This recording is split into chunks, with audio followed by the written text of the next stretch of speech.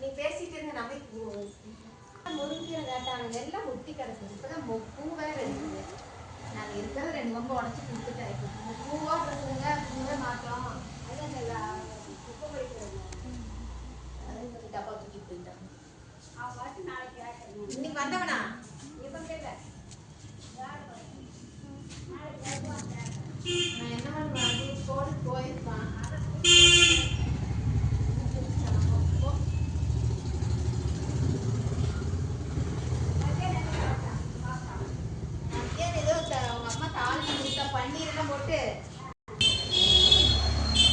அம்மாவோட அம்மாவா?